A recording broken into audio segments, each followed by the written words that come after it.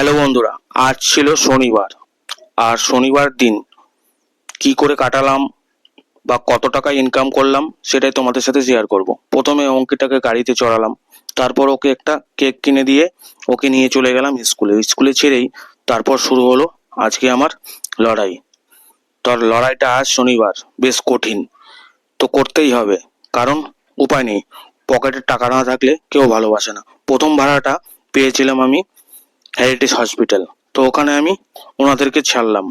ছাড়ার পর ওনাদের থেকে একটা করা 100 টাকা নোট পকেটে গুঁজে নিয়ে চলে আসলাম আবার আমাদের এই মেডিকেল কলেজ, এই কুল গাছের তলায়। এখানেই আমরা আড্ডা মারি, ভাড়া মারি, এসব এখানেই করি।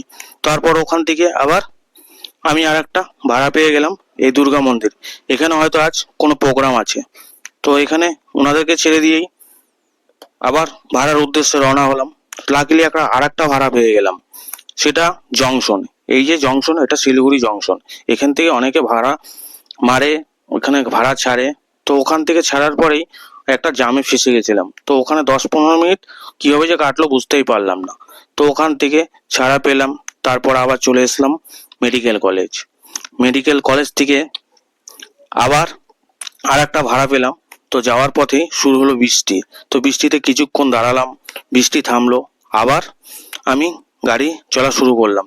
এইভাবে কাটতে লাগলো দিন। দিনের শেষে দেখি ব্যাটারির চার্জও ফুরিয়ে এলো, আর আমার ব্যাগটাও ভরে গেল।